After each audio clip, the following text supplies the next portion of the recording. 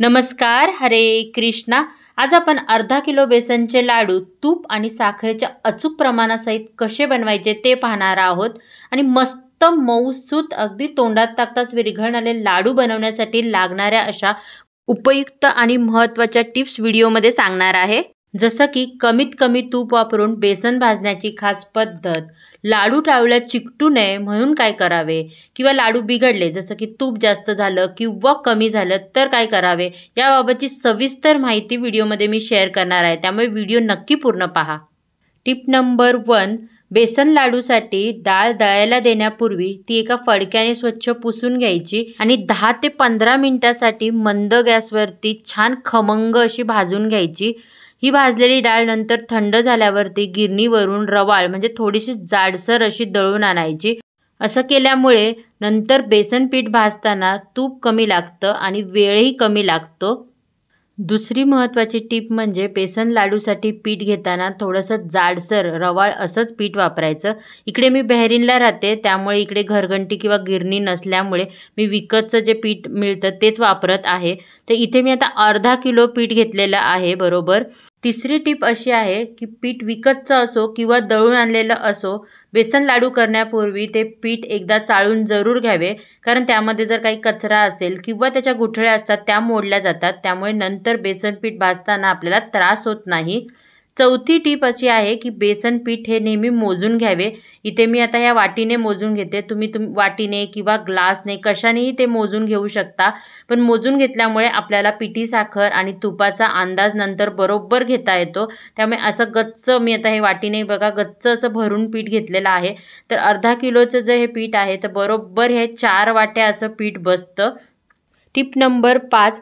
अर्धा किलो बेसन पिठासाठी आपल्याला 1 वाटी तूप घ्यायचं आहे. वजनी म्हणाल तर 180 ते 200 ग्रॅम हे तूप असणार आणि ही वाटी ही 200 ml आहे. तूप घेताना आणखी एक महत्त्वाची गोष्ट म्हणजे जर तुमच्याकडे वितळवलेलं तूप असेल तर अर्धा किलो बेसनसाठी 1 वाटीपेक्षा 2 चमचे जास्त असं तूप लागतं. इथे मी सेम तूप असं वितळून घेतलं आहे आणि तुम्ही बघू शकता इथे 1 वाटी पूर्ण भरून नंतर 2 चमचे अधिकचं असं तूप आहे. Tip number 6. बेसन भाजण्यासाठी नेहमी जाड बुडाची मोठी कढई किंवा मोठा टोप घ्यायचा, म्हणजे बेसन आपल्याला व्यवस्थित भाजता येतं. 7वी महत्त्वाची टीप म्हणजे बेसन भाजताना आधी ते कोरडंच भाजून घ्यायचं. 10 ते 15 मिनटं असं कोरडं बेसन भाजल्यामुळे तूप फार कमी लागतं आणि यात जास्त गुठळ्या नसल्यामुळे बेसनही छान खमंग असं भाजता येतं. जर तुम्ही चणा डाळ आधी भाजून नंतर पीठ दळून आणलेलं असेल तरीही ते पीठ भाजताना अगदी 5 मिनटं तरी असं कोरडं नक्कीच भाजून घ्या.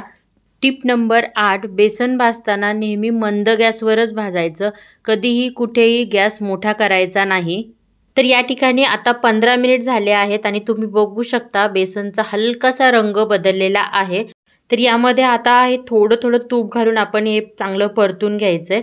तर इथे मी आता हे पाव वाटी तूप पहिल्यांदा घालते आणि हे परत एकदा 5-7 मिनिटासाठी परतून घेते. थोड्या गुठळ्या जर होत असतील तर त्या मोडत मोडत आपल्याला हे व्यवस्थित छानपैकी भाजून घ्यायचं आहे. आता बरोबर आपल्याला 20-22 मिनटं झाली आहे पीठ भाजून. तर आता मी आणखी त्याच्यामध्ये तूप घालते आणि परत एकदा हे भाजून घेते. असं थोडं थोडं तूप घालून जर पीठ भाजलं तर ते पीठही छान खमंग भाजलं जातं आणि त्याच्यात जास्त गुठळ्या देखील होत नाही. Tip number 9. बेसन पीठ जर जाडसर असेल तर तूप थोडं घेतलेल्या प्रमाणापेक्षा जास्त लागू शकतं. आता बरोबर आपल्याला अर्धा तास झालेला आहे पीठ भाजून. तर आता जे वाटीतलं उरलेलं जे तूप होतं मी तेही यामध्ये घालते आणि परत एकदा हे परतून घेते. तर या ठिकाणी आता तुम्ही बघू शकता आपण मग घातलेलं तूप हे बेसनने व्यवस्थित शोषून घेतलेलं आहे.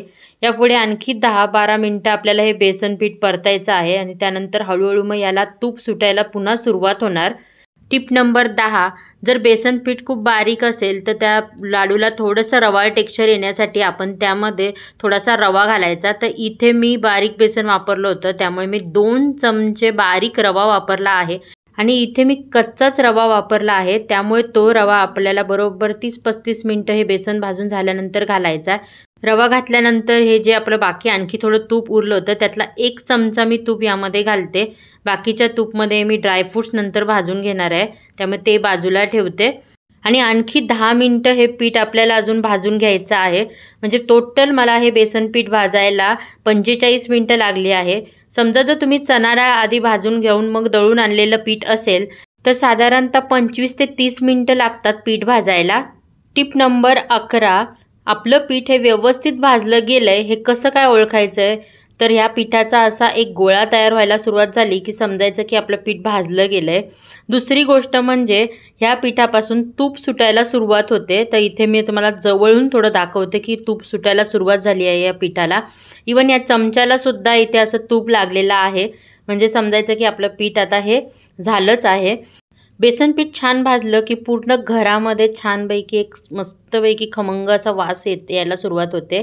आणि या पिठाचा रंगसुद्धा भाजल्यानंतर हे बघा असा बदलतो. छान असा खरपूस असा रंग त्याला येतो. समजा एखाद्याला थोडे डार्क रंगाचे जर बेसन लाडू आवडत असतील तर आणखी 5-1 मिनिट ते भाजून घेऊ शकता. पण त्यापेक्षा जास्त भाजू नका, कारण बेसन जास्त भाजलं गेलं तर त्याची चव बदलते. लाडू थोडे कडवट लागू शकतात. टिप नंबर 12, बेसन भाजू झाल्यानंतर लगेचच त्यावरती थंड पाण्याचा हबका मारायचा. इथे मी 2-3 चमचे थंड पाणी असं घालतेय. त्यानंतर या पाण्याचा चरचर जो आवाज असतो तो पूर्णपणे बंद होईपर्यंत आपल्याला हे असं परतत राहायचंय. असं केल्यामुळे हे बघा बेसन खूप छान फुलून येतं आणि त्यामुळे हे लाडू अजिबात टाळूला चिकटत नाही. इथे पाण्याऐवजी तुम्ही दुधाचा सुद्धा वापर करू शकता.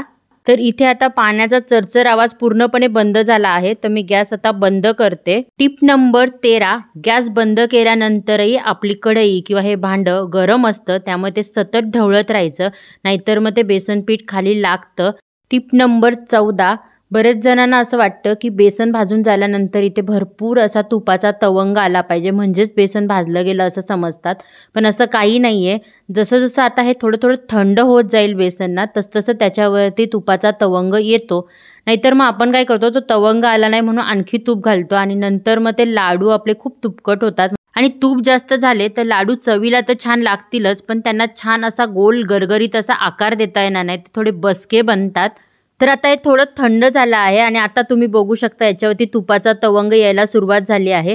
जसजसं हे आणखी थंड होईल तसतसं आणखी तुपाचा तवंग येणार आहे. टिप नंबर 15, लाडूमध्ये ड्रायफ्रुट्स घालताना ते कच्चे न घालता तुपामध्ये थोडे परतून घालायचे.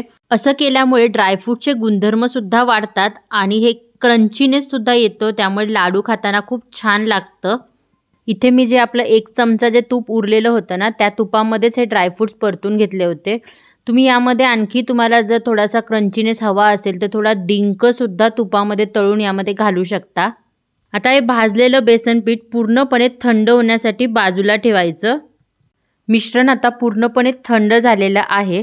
तर टिप नंबर 16, मिश्रण पूर्ण थंड झाल्यानंतरच त्यामध्ये पिठी साखर घालायची. जर मिश्रण गरम असताना पिठी साखर घातली तर लाडू कडक होतात आणि ज्या वाटीने आपण बेसन पीठ मोजून घेतलं होतं त्याच वाटीने बरोबर निम्मी अशी पिठी साखर आपण ह्याच्यामध्ये घालायचे. म्हणजे 4 वाटी बेसन होतं तर आपण इथे 2 वाटी पिठी साखर इथे घालणार आहोत. वजनी म्हणाल तर जवळपास 350 ग्रॅम पिठी साखर असणार. जर एखाद्याला जास्त गोड समजा आवडत असतील तर थोडं साखरेचं प्रमाण तुम्ही वाढवू शकता. आणि नेहमी लक्षात ठेवायचं की ही पिठी साखर आपण फ्रेश मिक्सरला दळलेलीच वापरायची. जर जुनी पिठी साखर असेल तर त्यामध्ये गुठळ्या वगैरे असतात, मग अशा वेळेला ती चाळून घेऊन मग वापरायची. आपण बेसन पीठ भाजताना 2 चमचे रवासुद्धा वापरला होता, त्यामुळे मी आणखी 1.5 चमचा साखर यामध्ये घातली आहे. यामध्ये आता वेलची पावडर आणि जायफळ घालूया आणि हे व्यवस्थित आता हाताने मिक्स करून घ्यायचं. जरी हे मिश्रण थोडं आता तुम्हाला कडक वाटलं तरी जसजसं तुम्ही ते आता मिक्स करत जाल तसतसं त्याला पुन्हा एकदा तूप सुटतं. हे बघा आता हे व्यवस्थित मिक्स झालेलं आहे आणि बघायचं हाताने की आपल्याला लाडू वळता येतोय की नाही ते. तर इथे बघा ह्या पद्धतीमध्ये मी आता एक छोटासा गोळा घेऊन बघतेय. तर हा लाडू आहे बघा व्यवस्थित आपल्याला वळता येतोय आणि ह्या लाडूचं जसजसं आपल्या हातावरती तो घोळतो ना, जितका जास्त घोळेल तितकं त्याला तूप वगैरे सुटतं आणि छान आकारसुद्धा येतो. मस्त एकदम छान गोल गरगरीत असा लाडू वळून आता इथे तयार आहे.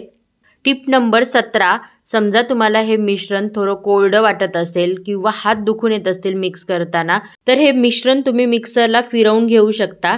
मिक्सरला फिरवल्यामुळे मिक्सरच्या गरमीमुळे ह्याला खूप छान तूप सुटतं आणि मग लाडू आपल्याला इझिली वळता येतात.